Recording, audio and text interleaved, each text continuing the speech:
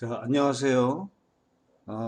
이번 시간에는 지난 시간에 이어서 수업 지도안 작성, 제목은 뭐 교육 실습을 위한 수업 지도안의 작성이라고 제목을 정했었는데 사실은 어, 여러분들이 그 예비 교사로서 혹은 또 새내기 교사가 돼서도 또한 현장의 선생님들도 수업 지도안을 매년 적게는 뭐 한 2, 3회에서 많게는 한 10여 회 이상 연구 수업 하시는 선생님들 혹은 또 교육 실습생을 지도하시는 선생님들 또 뭐 이런 선생님들은 1년에도 여러 차례 수업 지도안을 작성합니다. 그러니까 뭐 제목이 뭐 교육 실습을 위한 수업 지도안의 작성의 실제라고 얘기는 하고 있지만 예비 선생님들도 또 임용을 준비하시는 선생님들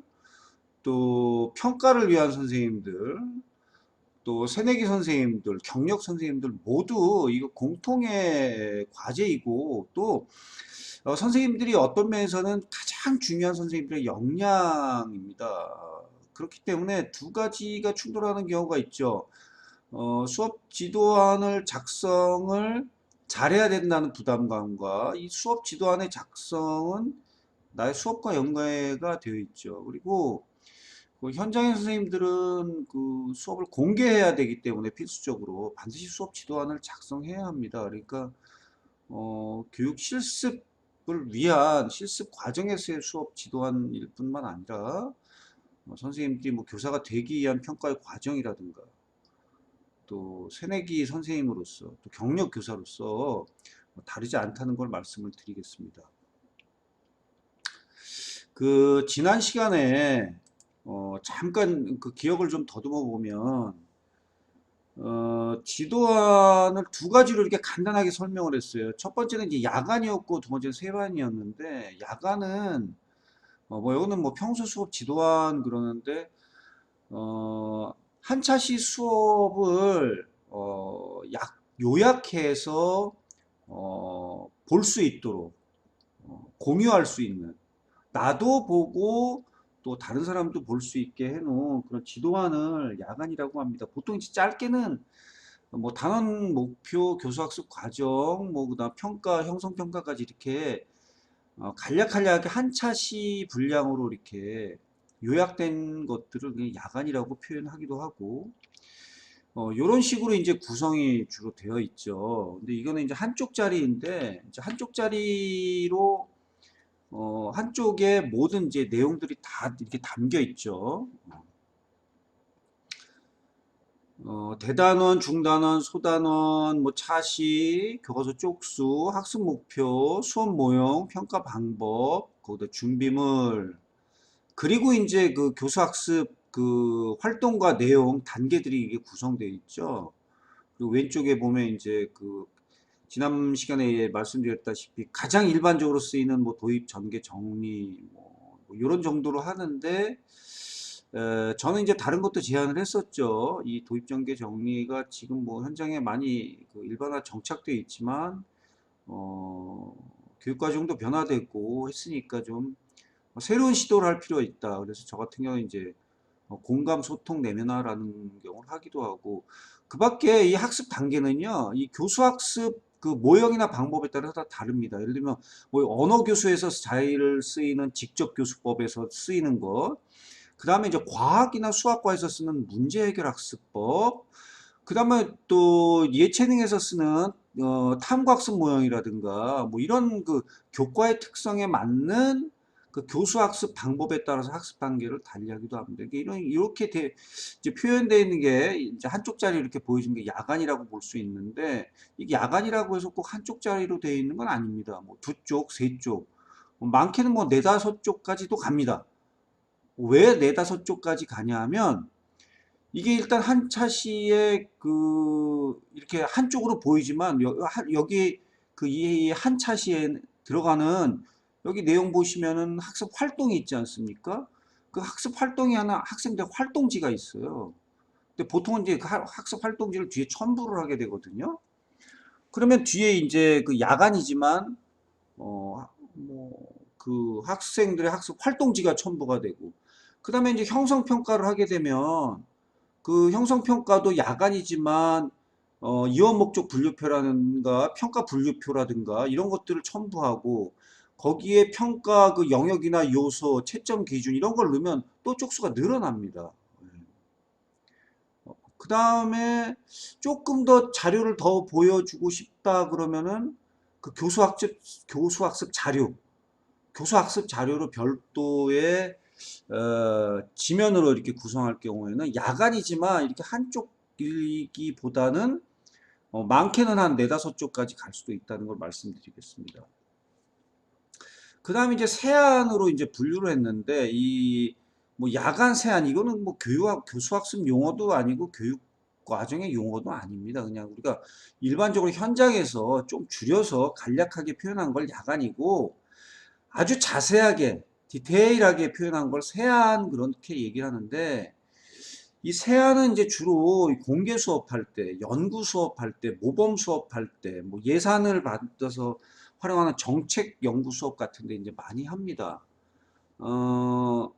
사실 그 요즘은 그 공개 수업 같은 경우도 이렇게 세안을 이렇게 많은 선생님들을 모아놓고 이렇게 모범 수업이나 시범 수업할 때 세안을 하기도 하지만, 상호 수업 같은 경우, 이렇게 선생님들 뭐 동료 장학할 때 같은 경우는 이게 굳이 그 세안을 하지 않고 이렇게 야간, 본시 학습 기준으로 한쪽보다는 조금 더 들어간, 거기에 뭐 학습 활동이라든가 평가라든가 형성 평가라든가 또 뭐 교수학습 자료 같은 게 첨부가 됐을 경우, 그러니까 뭐 그걸 중한이라고 얘기하기는 뭐하고, 아무튼 본시 학습을 조금 풍부하게 할 경우에는 이렇게 공개 수업에서도 약식의 세안을 쓰는 경우도 있습니다. 근데 이제 세안과 야간의 결정적인 차이는 뭐냐면, 야간은 본시 학습, 교수 학습을만을 보여준다고 하면, 세안은 본시 학습과 관련된 이 단원의 설정 내용, 단원의 흐름, 그 다음에 단원을 운영하기 위한 그 학년 학급의 특성, 거기다 이 교수학습 방법에 대한 이론적 배경서부터 교수학습의 모형을 설명하는 것, 그 다음에 학생들이 수준별 학습을 하기 위해서 이 학생들은 어떤 수준을 갖고 있나는 여러 가지 교과를 설문을 하기도 합니다. 그래서 이 세안은 사실 이 세안을 구성하고 작성하는 선생님의 의지와 의도에 따라서 그 양이 굉장히 많아질 수도 있습니다. 그런데 이제 보통은 만일 무슨 뭐 수업 연구 대회를 한다든가 뭐 정책 연구를 한다고 할 경우에는 이게 보고서로 보여지기 때문에 이게 양을 좀 제한하는 경우가 많이 있습니다. 그래서 이제 뭐 이러한 그 지도한 세안 하나를 선생님들에게 보여드렸었죠. 이게 이제 현직 선생님이 그 학교 대표 시범 수업을 하신, 시범 수업, 연구 수업을 하신 그 수업, 그 세안의 전형적인 그 유형입니다. 그래서 체육 수업을 하신 거죠, 이 선생님은. 이렇게 체육 수업을 하신 겁니다. 그래서 실제 뭐 학생들이 하는 사진도 이렇게 찍어서 이렇게 자료로 제시하고, 이렇게 이 세안은 말이죠. 이 세안이 갖고 있는 특성은 다른 선생님이, 그러니까 야, 이 수업 좋은데? 나 체육 교사인데 내가 트랙 경기에 단거리 달리기를 지도하고 싶어. 그럴 경우에 다른 선생님들한테 이렇게 자료를 세세하게 설명을 해주면 굉장히 도움이 많이 됩니다. 그냥 이렇게 그 본시 학습만 가지고도 잘 이해가 안 되는 것들을, 왜냐하면 한번 선생님 생각해 보세요. 본시 수업 박스 야간만 가지고 수업을 볼 때는 이 수업이 앞에 다른 전차시에는 무슨 수업이 있었지? 그 다음 차시에는 무슨 수업이 올까? 연계성을 파악하기 쉽지 않아요. 그래서 앞에 이렇게 주는 겁니다. 세안이 야간과 다른 차이점은 바로 이런 겁니다. 지금 차시도 보세요. 이 노랗게 표현된 거는 본시이지 않습니까? 그런데 본시는 이렇게 뭐 보강 보조 운동하고, 그 다음에 미디엄 크라우칭 스타트 익히기예요. 그럼 이 전차시에는 뭐지? 전차시에는 육상의 역사나 특성에 대해서도 이야기를 했고, 그 다음에, 그러면 이 단원은 제일 마지막으로 가니까 50m 기록 측정을 하는구나. 이런 수업의 과정을 전체적으로 보여준다는 게 이제 세안의 특성입니다. 어. 그리고 이걸 또 단원 내용 구성까지도 이렇게 도표로 이렇게 자세하게 설명을 표로 보여주면 선생님들이 이 수업을 전체적으로 이해할 수 있고, 또한 교육 과정과 관련 지어서 이 단원의 이 차시는 지금 이러한 교육 과정의 목표와 수행 과정이 들어있구나. 그래서 이제 단원 설정을 쭉 훑어보면 이 차시와 관련된 교육 과정을 이해할 수 있다는 거죠. 이게 바로 야간과 세안의 차이점입니다.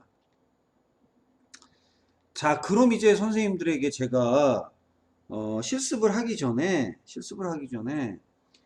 어, 그 수업을 하나 안을 더 보여드리려고 하는데, 자, 이제 선생님들이 수업 안을 실제로 그 이제 구성을 하셔야 되는데, 제가 이런 말씀 드렸어요. 이제 선생님들이 현장의 교사로 사실 그 예비 교사나 새내기 교사나 크게 다르지 않습니다.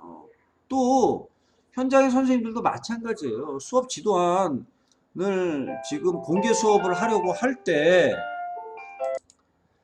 선생님들이 공개 수업을 하려고 할 때 그 어느 정도 경력이 있으면 이제 그 수업안을 작성하는 과정을 알고 있는데, 이게 뭐 수업 평가를 받으려고, 내가 임용을 위한 수업 평가를 받으려고 하거나, 또 선생님들이 현장 실습을 나왔어요. 근데 실습도 교직 여러분들이 뭐 교사대를 나왔거나 아니면 교육 관련 전공을 이수했거나 하면은 그래도 어느 정도 그 학부 때도 실습도 하고 해서 경험이 있는데, 사실 교직 실무를 처음 경험하는 교육대학원 들어와서 처음 실습 들어가면 이게 잘 모를 수 있어요.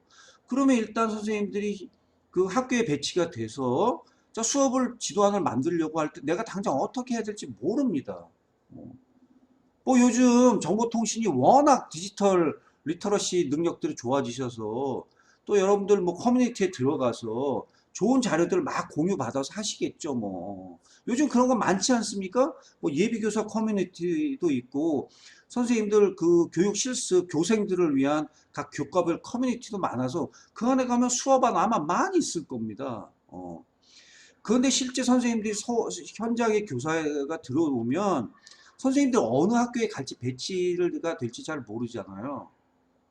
뭐 또 선생님들 중에는 상당수의 선생님들이 모교를 가시거나 이미 선생님들이 그 교육실습 학교를 정해서 그 학교를 사전에 조사했을 수도 있습니다. 그런데 그런 준비가 조치가 되어 있지 않을 때는 제가 뭐라고 안내했죠? 교무실을 가시라고 하는 겁니다. 그 교과 교무실에 가시면 국어가 됐던 역사 과학이 됐든 아니면 선택 과목이 됐건 유아교육이 됐건 상담이 됐건 언어교육 외국어 선택 교과가 됐건 그 학교 교무실에 가면 장학자료 책꽂이가 있습니다. 선생님 개인의 책꽂이에도 있고 장학자료 책꽂이가 별도로 다 있습니다. 거기에 선생님 교과의 교과서와 교사용 지도서와 장학자료가 다 배치되어 있어요. 누굴 찾아갑니까? 선생님, 선배 교사를 찾아가세요. 그 교과에 선생님 전공의 선생님이 안 계시더라도 같이 계시는 그 선생님, 선배님께 찾아가서 선배님, 제가 이런 저 실습 이제 처음 와서 제가 이제 수업을 하려고 하는데 아직 그 수업 지도안을 어떻게 작성하는 걸 몰라서 그 자료를 좀 궁금해서 보려고 하는데 어떻게 할까? 그럼 선생님들이 다 도와주십니다. 뭐 정말 그 좋은 선생님들 다 계시겠지만 원래 그 선생님들도 겪어봤기 때문에 자기가 겪었던 그 자료들을 아마 다 갖고 계실 거예요. 다 갖고 계십니다. 근데 그런 거를 바로 이렇게 다 전부 선생님들한테 인계를 해주고 인계해주면서 설명까지 해주면 정말 좋겠죠. 근데 그렇지도 않을 수도 있어요. 왜? 선생님들 바쁘잖아요. 그러면 선생님들이 교사형 지도서를 반드시 참고하셔야 돼요. 갖고 계셔야 돼요. 그래서 그 학교 걸 가셔야 돼요. 다른 거, 뭐, 그 선생님의 전공과의 교과서가 워낙 출판사가 다릅니다. 그렇기 때문에 선생님이 배치받은 학교에 있는 교사용 교과서의 지도를 보셔야 되고, 그 다음에 그 교과 연구실에 있는 장학자료, 서울시 교육청, 교육청, 지역교육청에서 나온 장학 자료들을 잘 시간 날 때마다 보세요. 그 책꽂이에. 그 선배 교사님들도 갖고 계실 거예요. 왜냐하면 그 장학 자료가요, 엄청난 자료들이 들어있어요. 엄청난 자료들. 일반 그 예비 교사들이나 세기내 교사들이 볼 수 없는 장학자들이 굉장히 많습니다.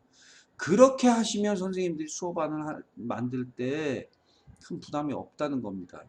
자, 이제 선생님들 앞서 세안과 야간을 보셨어요. 근데 이번 시간에는 이런 세안과 야간을 다 보셨어요.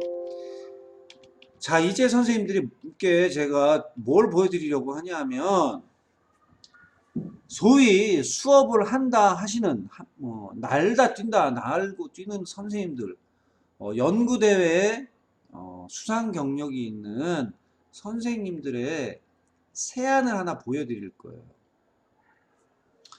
그 세안을 보여드리는 이유는 그 세안을 보시면 수업안이 이렇게 구성되는구나, 이렇게 해야 되는구나 라는 걸 다시 한번 확인할 수 있습니다. 선생님들 처음부터 그렇게 할 수는 없어요. 그걸 따라 할 수도 없다는 표현은, 선생님들 그걸 처음부터 그렇게 하시라고 하는 게 아닙니다. 그걸 그대로 하기도 쉽지 않습니다. 그러나 선생님들이 이걸 보시면, 아, 이렇게 하는구나 라는 걸 감 잡을 수 있어요. 교과는 다르죠. 내용 교과 다르고 예체능 교과 다르고 선택 교과 다릅니다. 하지만 보시면 감이 잡힐 거예요. 자, 이제부터 제가 수업안을 하나 보여드리고 있습니다. 자, 세안입니다. 세안이에요. 세안. 자, 요거는 창의 인성 재단에서 공모한 수업에 선정된 선생님의 수업안입니다. 자, 교육과정 영역을 한번 보겠습니다. 중학교 도덕 1학년이에요. 도덕 1학년입니다. 그런데 희한합니다. 희한해요. 오른쪽에 보면 기술 가정 2학년 이렇게 돼 있어요. 이게 뭡니까? 예? 자, 대단원 한번 보세요. 대단원이 둘로 구분돼 있어요. 우리 타인과의 관계. 그리고 대단원 하나 더 있어요. 가정생활의 실제 이렇게 돼 있습니다. 자, 이거 왜 이럴까요? 선생님이 만약에 도덕 전공이에요. 선생님 교과. 그런데 기술 가정이 느닷없이 도덕하고 기술 가정이 완전히 선생님 이게 연관이 됩니까? 그런데 수업 과정이 이렇게 돼 있어요. 이게 왜 그런지 이걸 보셔야 돼요. 이걸 한번 보시면 아시게 돼요. 이걸 보시면, 자, 2015 개정교육과정의 총론 주요 내용인데 여기 보세요. 인문학적 상상력과 과학기술 창조력을 갖추고 바른 인성을 겸비하여 새로운 지식을 창조하고 다양한 지식을 융합하여 새로운 가치를 창출할 수 있는 사람이랬어요. 그래서 요즘은 말이죠. 요즘은 시범 수업, 연구 수업 그러면 융합교육. 전에는 이제 통합이라는 말을 썼어요. 통합. 그러니까 내가 도덕과 담당하는 도덕과 선생님이지만 내가 수업을 할 때는 다른 교과와 융합해서 할 수 있다라는 거죠. 그래서 수업안을 구성할 때, 야, 이 단원, 야, 요 도덕의 이런 수업, 우리 타인과의 관계 내 수업을 하려고 하는데, 이걸 재밌게 할 수 있는 방법이 뭐가 있을까? 내 교과만 보는 게 아니라, 다른 교과도 보시는 거예요. 왜 다른 교과에 재미있는 게 있거든요. 교육과정 지난 시간에 교수 학습할 때 제가 이런 얘기도 했어요. 무슨 얘기를 했냐면, 또 이 얘기를 잠깐 또 짚고 좀 넘어갔고, 요거 한번 보세요. 교육과정을 개정한 배경이 뭡니까? 그냥 요 밑에 왼쪽 밑에 쪽 보세요. 밑에 쪽. 학생의 참여 활동을 강화하여 배움의 즐거움을 알게 하며 학습의 흥미와 동기를 높여 꿈과 끼를 발휘할 수 있는 행복교육을 구현하는 것이 2015 개정교육과정이다라고 했어요. 그리고 오른쪽 제일 밑에 보세요. 제일 밑에. 교수학습 평가 방법 개선 그러면서 다양한 교수학습 방법 그랬어요. 학생의 참여, 활동화. 이 얘기는 뭡니까? 수업이 재미있어야 된다는 거예요. 그러기 위해서는 내 교과에서는 내 교과에서는 이거는 지식교육으로 밖에는 잘 안 될 것 같아. 그런데 이걸 어떻게 재미있게 할까? 그러면 다른 교과와 연계해야 된다는 거예요. 그래서 대단원을 보면 이렇게 타인과의 관계란 도덕교과와 기술가정의 가정생활에 실제 이게 대단한 같이 들어가 있는 거예요. 같이. 자, 앞에 거 한번 보세요. 이거 체육에서는 대단원, 중단원, 소단원 한번 보세요. 하나씩 되어 있잖아요. 하나씩. 근데 여기는 두 개씩이에요. 대단원 두 개, 중단원 두 개, 소단원 두 개. 왜 그래요? 도덕의 대단원, 중단원, 소단원 있고 교과 융합을 하기 위해서 기술과정 2학년에 있는 이걸 융합을 한 겁니다. 도덕 1학년과 기술과정 2학년을 융합을 한 수업입니다. 자, 그리고 본 수업 교육과정 재구성이랬어요. 자, 이거 잘 보세요. 이게 무슨 얘기냐 하면 선생님 도덕 과목이잖아요. 메인 교과는 도덕 과목이에요. 그런데 내가 도덕 과목에 이 단어를 가지고 수업을 하려는데 야, 이거 애들에게 꿈과 끼를 더 헤어지고 싶고 배움의 즐거움을 느끼게 하고 싶어. 아이들에게 창의융합형을 길러주고 싶어. 그러면 여기다 더하기 기술과정 과목을 들어가야 돼요. 그러다 보니 교육과정을 어떻게 해야 돼요? 재구성이라는 거 합니다. 재구성. 다른 과목의 교육과정을 합치는 거예요. 거기 어떻게 합쳤어요? 인문, 기술, 공학이 합친 거예요.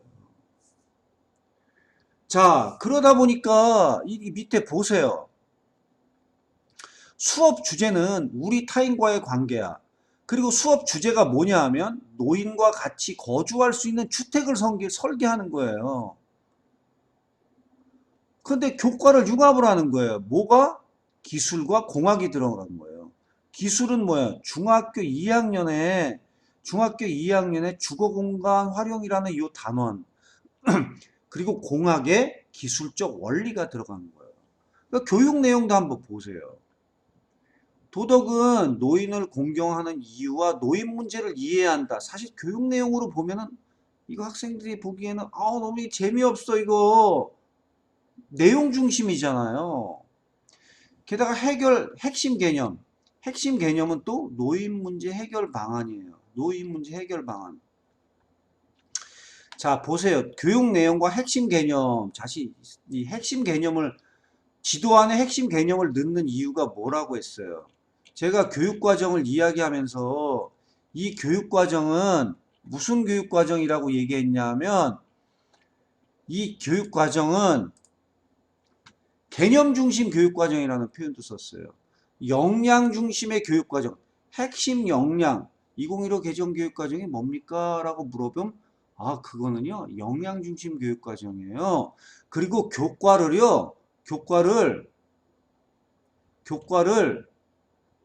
핵심 개념 일반화된 지식으로 이렇게 분류해서 핵심 개념을 중시하는 교육과정입니다. 그래서 교육 내용을 이렇게 핵심 개념으로 나누는 거예요. 이렇게 얘기를 하는 겁니다.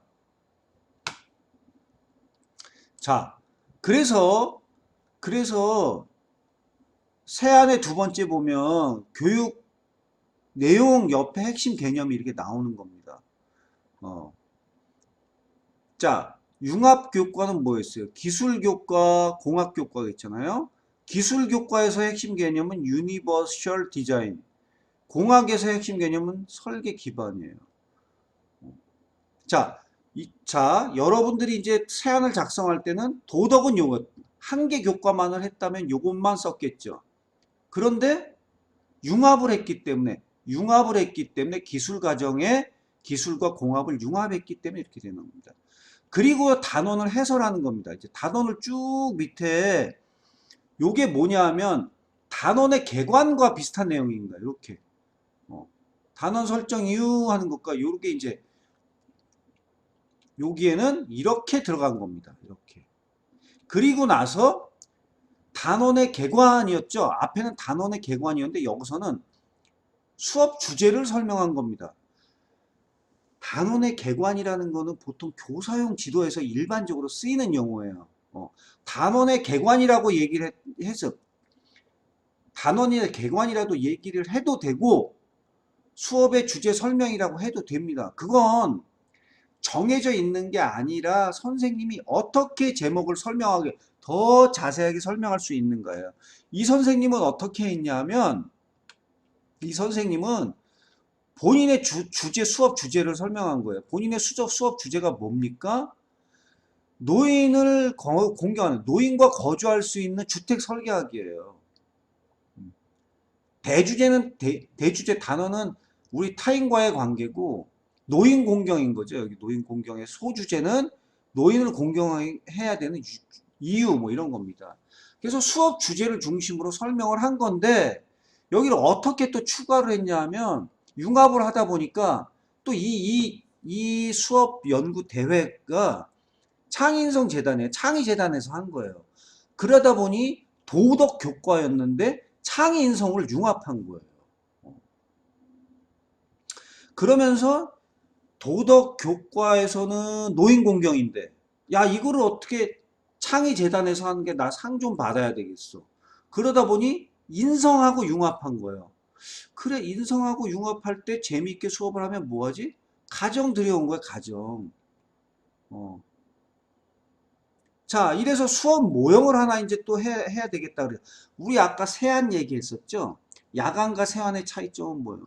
세안에는 본시 지도학습안을 지원할 수 있는 모든 것들을 집어넣는 거예요.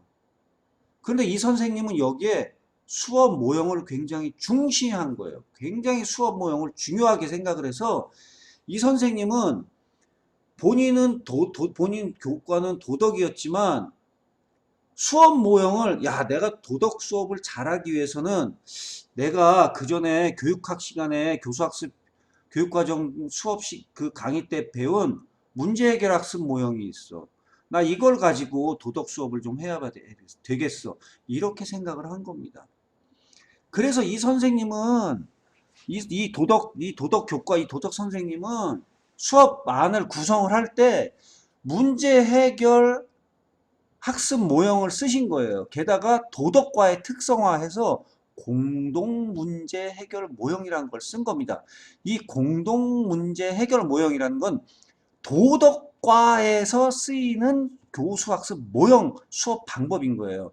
이 모형은 일반적으로 문제 해결 학습 모형에서 파생된 교과 특성의 수업 모형입니다. 그래서 이 선생님은 세안에 특별히 수업 모형을 디테일하게 설명을 한 거예요. 그래서 적용 이론까지 한 거야. 이게 귀납적 사고 모형은 사실은 이게 굉장히 어려운 수업 모형이에요. 이게 이 도덕과의 교수학습 모형과 이거를 더 발전된 공동 구성주의 수업 모형이라는 걸 두 가지를 설명한 거예요. 공동 구성주의 수업 모형도 구성주의 수업 모형에서 파생된 수업 모형입니다. 이 두 가지를 합해서 공동 문제 해결 모형 그래가지고 그 단계를 어떻게 구성했냐 하면 왼쪽 보세요. 개념 형성, 도덕적 문제 사퇴할지, 알기, 해결 방법 모색하기, 공동 모색하기, 행동하기 이렇게 한 겁니다. 그리고 활동 내용을 한 거예요. 만일 여러분들이 수학과 선생님이나 과학 선생님이었다면 수학이나 과학에서 뭘 많이 합니까? 문제 해결 학습 모형, 탐구 학습 모형 이런 걸 많이 합니다. 언어나 음악 예체능에서는 직접 선생님이 시범 보이게 합니다. 시범 보이기.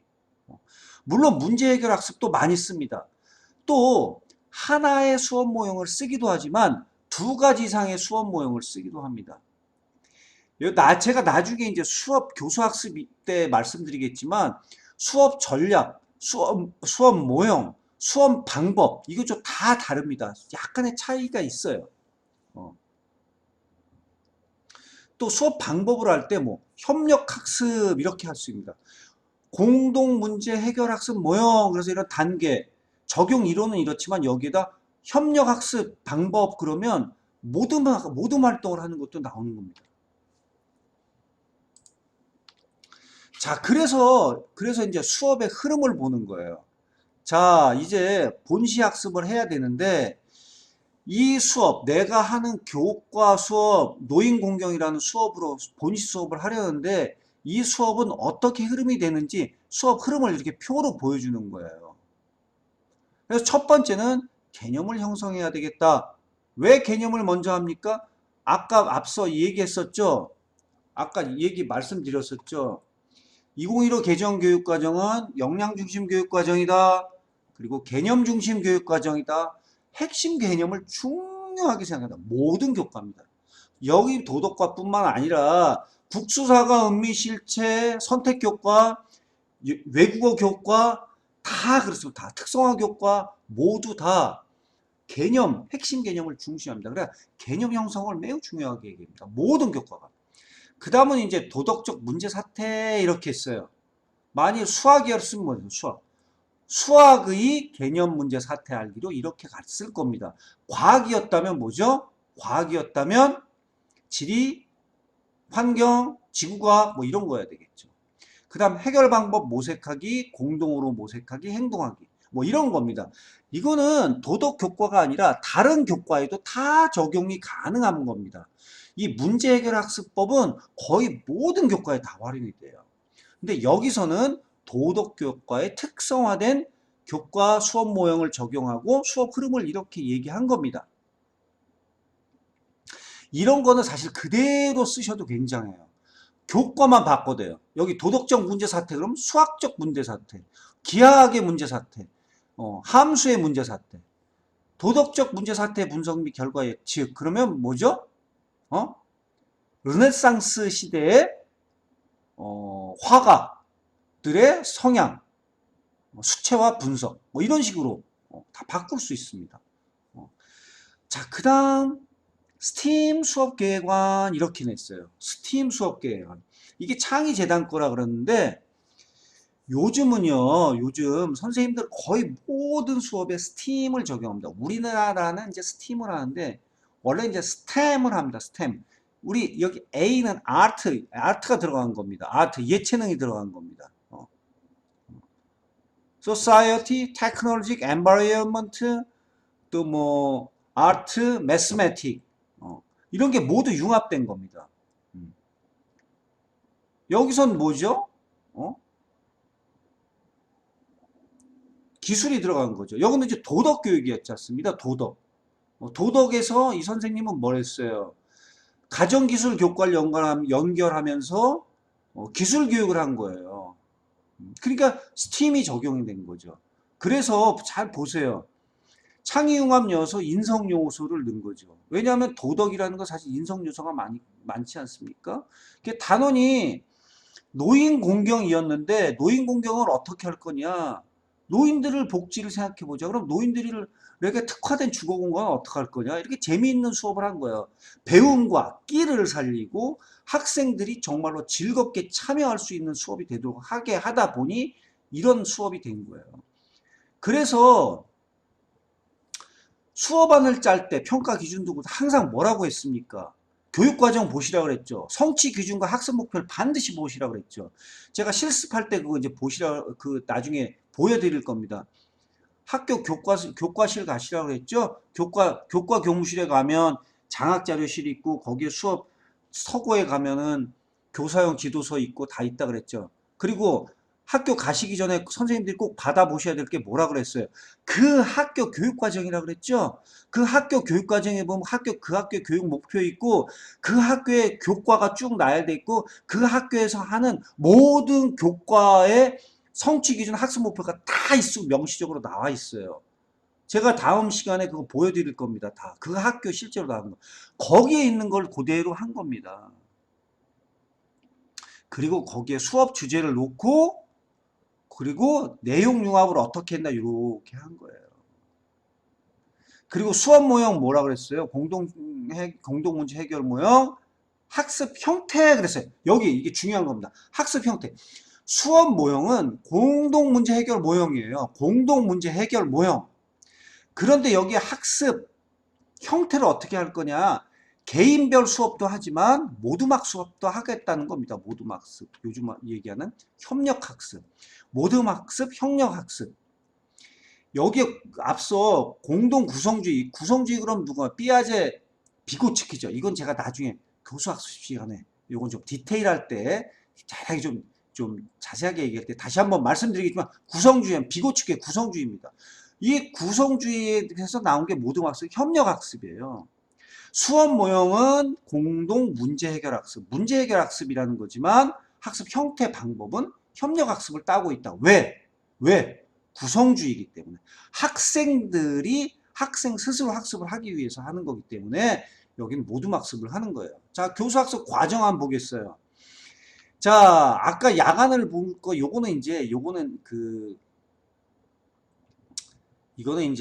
그 재단에서 이렇게 이러한 안으로 나온 걸 사실은 이제 제출할 때 이렇게 나온 겁니다. 이렇게.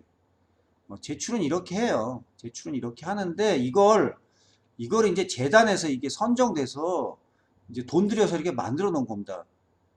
선생님들이 이거 개인으로 만든 건 아닙니다. 이거 이제 재단에서 이제 아마 돈 들여서 이게 만든 겁니다.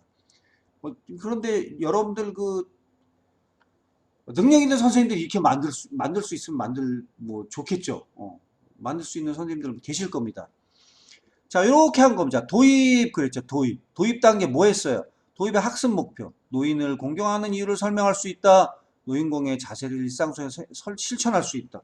이거 뭐예요? 학습 목표? 선생님 교과. 어디서 찾는다?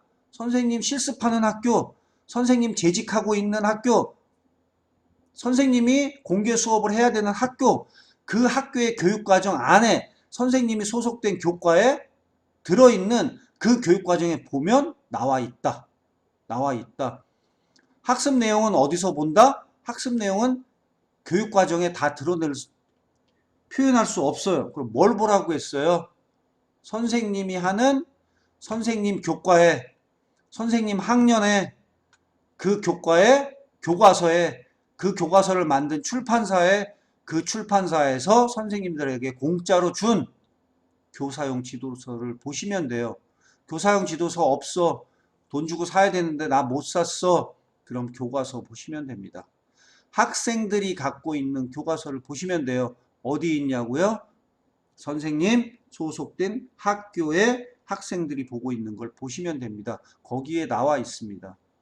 동기유발, 이게 무슨 말이에요? 동기유발, 이게 전형적인 용어입니다. 수업을 학생들에게 이 수업을 왜 해야 돼? 학생들이 똑똑한 애들 물어봐. 선생님, 이 수업 왜 해야 돼요? 아무 필요도 없는 거 내가 왜 해요? 뭐 그럴 수 있지 않습니까? 옛날엔 그랬다가 큰일 났죠. 요즘 그런 애들 가끔 있습니다. 이 수업 왜 해야 돼요? 수업을 왜 해야 되니 애들이 이유를 알아야 돼, 요즘은. 왜냐고? 노인을 공경해야 돼. 왜 노인을 공경해야 되는데? 현대사회 가정에서 노인을 모시는 가정이 줄어드는 이유도 알아야 되고, 노인과 함께 사는 주택을 설계해야 되는 이유를 동기유발 단계에서 학습 내용은 이런데, 학습 내용은 이래요. 학습 내용을 동기 유발시켜야 돼. 이 내용을 알게 해야 돼요. 그러다 보니 요즘은 뭘 합니까? 영상 많이 보여주면 영상. 그래서 여기 보세요. 동기유발 자료에 보면 불과 50년 전, 그리고 여기 보면 영상을 보여줘요. 어떤 선생님들 게임도 하고 어떤 선생님들 퀴즈도 하고 뭐 그렇습니다. 뭐 이런 뭐 많은 방법을 씁니다. 어떤 선생님들은 뭐 연극하는 사람, 뭐 짧은 연극도 뭐 역할극도 합니다. 여기 오른쪽 요건 뭐예요? 오른쪽 뭐예요? 요거는 뭐 자료 및 지도상 유의점이라고 보시면 돼요. 이게 한글 파일로 할 때는 요렇게 보시면 돼요. 요렇게 한글 파일에는 요렇게 나오는 겁니다. 한글 파일은 요렇게. 네? 요렇게. 한글 파일 이거를 아까처럼 이렇게 잘 꾸며 놓은 거라고 보시면 돼요. 자, 다시 보겠습니다. 자, 이렇게 본 거예요. 자, 동기유발 이렇게 했어요. 자, 도입 그랬죠. 이것도 몇 분 했을까 이거? 여기 10분, 여기 15분 있죠? 15분 동안 하는 겁니다. 15분. 자, 도입 시간 이렇게 돼요. 다 전개. 전개. 저는 어떻게 제가 얘기할 때 도입 그려주면 요거 뭐 공감하기. 공감이라는 표현을 얼마나 쓰면 줘요. 야, 노인을 공경해야 되는 이유에 공감하기. 노인 현대사회 그러니까 수업을 왜 해야 되는지 선생님도 공감하고 학생도 공감하고 공감하자는 거죠. 도입이란 용어 대신 공감 이렇게 쓰시라는 거죠. 전개 대신 소통하기. 자, 이제 우리가 공감했으니까 서로 소통해보자. 말로 소통하고 언어적으로 소통해보자. 이래서 선생님이 이렇게 얘기했는데 이 전개 부분에서 이제 내용은 계속 나오죠. 자료를 이렇게 어버이날 더 쓸쓸해라고 이런 신문 기사를 활용한 거예요. 아, 수업 내용 뭐 여기 이제 뭐 엄청나게 썼죠. 이런 신문 자료도 쓰고 그 다음에 여기 잘 보세요. 전개 활동, 활동 1, 활동 2 이렇게 나옵니다. 이게 아주 세안의 기본 양식입니다. 자, 다시 한번 설명할게요. 세안의 기본 형식의 틀 그러면 도입, 전개, 정리. 저는 뭐라고 했죠? 공감, 소통, 내면화. 아주 기본 딱 틀이 뭐냐? 거기에 동기유발 들어갑니다. 도입에는 무조건 동기유발. 이게 뭐 10년이나 20년이나 뭐 지금도 그렇습니다. 이게 뭐 저처럼 공감, 소통, 내면화 그러고 이러면은 그런 거 어디서 나온 거예요? 그럼 어디서 배운 거예요? 물어보니까 모험하지 않는 거죠. 그러니까 도입, 전개, 정리. 자, 전개 그럼 활동이 활동이에요. 뭐 10년이나 20년이나 똑같습니다. 똑같아요. 뭐 활동 1, 활동 2. 왜 활동 한 번만 하면 왜 안 되는 거죠? 활동을 3개 하면 왜 안 되는 거죠? 근데 무조건 활동 1, 활동 2. 제가 보여드리는 모든 교사형 지도서 세안 거의 대부분은 그렇습니다. 정해진 거 아니에요. 정해진 거 아닙니다. 그런데 아무튼 모험하기 싫은 거죠. 자, 활동 1, 활동 이거 합니다. 이 선생님 활동 2에서 근데 보통이죠. 보통 선생님들 보면 활동 1은 정적인 거예요. 정적인 거 조금. 활동 2는 좀 동적인 거. 이렇게 막 움직이는 거. 근데 이 선생님 도덕 수업이잖아요. 도덕 수업인데 만일 선생님들이 뭐 과학 수업 같으면 활동 2일 그러면 이제 뭐 영상 같은 거 보여줄 거예요. 아마 도입 전개에서는 뭐 환경으로 뭐 환경 파괴돼서 무슨 원자력 그 어디죠? 저쪽 그 섬나라에서 난리 난 거 원자력 발전소 폭발한 거 막 영상 보여주고 활동 1에서는 환경 보호하기 위해서 어떻게 해야 될까? 활동 3에서는 뭐 실제로 우리가 계획해서 막 움직여 짜보고 막 토론하고 뭐 이런 거 할 겁니다. 보통 이런 식의 구성이에요. 이 선생님도 도덕 교과인데 융합을 해서 재밌게 하려고 하다 보니까 야, 우리 집 짓기 한번 해볼까? 그래서 이렇게 도면 짜보기 한 겁니다. 자, 그럼 이때 정리. 야, 이때 이렇게 하는데 나머지 이제 소통, 마무리 어떻게 할 거야? 그러다 보니 학생들에게 우리가 직접 협동해서 혼자 하긴 힘드니 협력해서 우리 한번 우리 모임에서 야, 얘들아 우리 20명이니까 4명씩 다섯 모듬 해볼까? 이게 모듬이 하는 거죠. 모듬이 이제 설계도를 만들어 보는 거예요. 근데 이게 설계 1시간 동안 이게 만들기가 쉽지 않은데, 그래서 이런 걸 보통 어떻게 하냐? 프로젝트 학습으로도 많이 합니다. 교수 학습 방법을 이 선생님이 이제 한 차씩 45분 내에 하려고 하다 보니 이렇게 됐는데, 요거를, 블록 타임으로 할 수도 있어요. 2시간을 연계합니다. 2시간. 2시간. 그러니까 기술 선생님하고 같이 수업해. 기술 선생님 저 같이 합시다. 2시간 묶어서 블록 타임으로 하기도 하고 프로젝트 학습으로도 합니다. 이 단원이 만약 노인공경이 6차 시로 한다는 단원이라면 이걸 프로젝트로 하는 거예요. 첫 시간에 얘들아 우리 노인공경으로 해서 마지막 집짓기로 할 거야. 그리고 협력학습 할 거야. 그래서 1차 시부터 6차 시를 연결해서 우리 프로젝트야. 집짓기 하는데 진짜 집짓는 게 아니라 모형 있죠. 원래 설계하는 사람들이 집짓기 전에 모형으로 줘요. 저도 합니다. 수업 시간에 저도 해요. 프로젝트 학습으로 해서 애들 종이 도화지 갖고 딱딱한 도화지로 집짓기 저도 합니다. 해. 굉장히 재미있어 합니다. 근데 이제 선생님은 한 차시에 끝내려고 하다 보니까 이런 일이 된 거예요. 그래서 정리 단계에서 이렇게 도면을 그려보고 그 다음에 이제 일반화, 내면화에서는 이제 형성 평가라는 거. 항상 여러분들 있죠. 매 차시가 끝나면 이렇게 간단한 형성 평가를 합니다.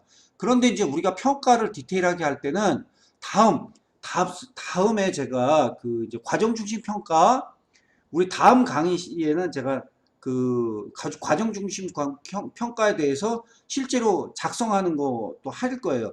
그때 보여드리겠지만 이렇게 항상 형성평가 내용이 들어갔어요. 근데 이 선생님도 이제 형성평가로 해서 이 수업을 한 차시로 끝냈어요. 그런데 이걸로 세안이 끝나는 게 아닙니다. 세안이 이렇게 끝나지 않아요. 이 세안에는 뭐가 반드시 들어가야 되냐면 활동지가 들어가요. 이게 왜 그러냐면 여기 한번 보세요. 활동 1, 활동 2 했잖아요. 그러니까 활동 1 그러고 가만히 있는 게 아니에요. 애들이 뭘 하게 만들어줘야 돼. 그럼 이 수업 시간에 썼던 활동지를 이렇게 보여줘야 됩니다. 여기서의 활동지는 뭐예요? 여기 활동지를 잘 보세요. 단계는 도입 단계에서 문제 상황 제시라고 해서 이 활동지 도입 단계에서 썼던 거네요. 여기서 썼던 활동지네요. 자, 이렇게 해서 활동지를 씁니다. 그리고 두 번째 활동지를 또 씁니다. 이것도 도입 단계. 그러니까 활동지를 많이 쓰셨네요. 그러니까 이 선생님은 활동지를 이렇게 많이만 준비하신 거예요. 자, 활동지가 또 두 번째 또 있네요. 이거 활동지 2-1. 아까 이건 언제 쓴 거죠? 아까 기억나시죠? 전개 단계에서 요 전개의 활동, 전개 수업 단계에서 썼던 활동지네요. 그죠? 활동지 또 있어요. 활동지 또 있어요. 활동지 또 보죠.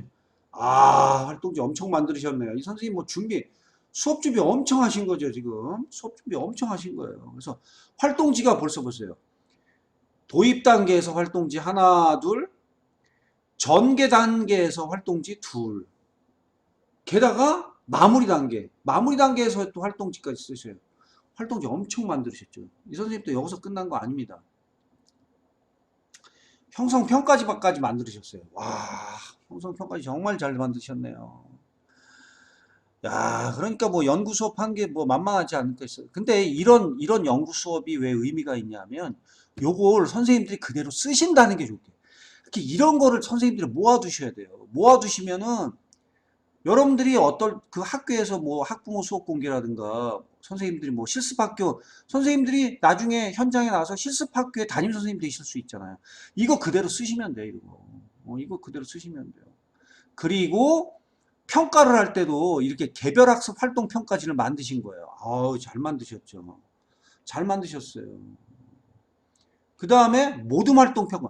모둠 활동 했을 거 아닙니까? 모둠 학습 활동 평가지까지 이렇게 만드셨어요. 게다가 학습 자료까지 또 이렇게 다 한 거예요. 야, 이게 설계도에 쓰이는 이거 뭐 기술 시간에 아마 도움을 받았어요. 와, 뭐 설계도 자료 뭐 이런 거. 게다가 이제 학생들이 활동한 예시, 이게 실제로 학생들이 활동했던 예시까지 이렇게 다 했네요. 와, 대단합니다. 엄청납니다. 야, 뭐 이 정도 되니까 이 선생님 상 받으셨겠죠. 뭐 어마어마한 자료들입니다. 이런 자료들이 이 선생님 개인도 이 선생님도 개인도 굉장한 발전을 하셨겠지만 이런 자료들이 갖고 있는 의미는 이게 공유할 수 있다는 거죠. 공유할 수 있는 거. 선생님이 이런 수업을 만들어서 공유했기 때문에 선생님들이 다른 수업을 가지고 이 수업을 하시는 거예요. 자, 이제 우리도 다음 시간에 이 수업을 참고로 해서 우리가 한번 지도안을 만들어 보는 거예요. 이 수업안을 그대로 하는 게 아니라 이 수업안을 참고해서 우리 다음 시간에 실제로 선생님들 빈 수업 자료를 가지고 한글 파일을 한번 만들어 보겠습니다. 다음 시간에 한번 만들어 보도록 하겠습니다. 다음 시간에 뵙도록 하겠어요.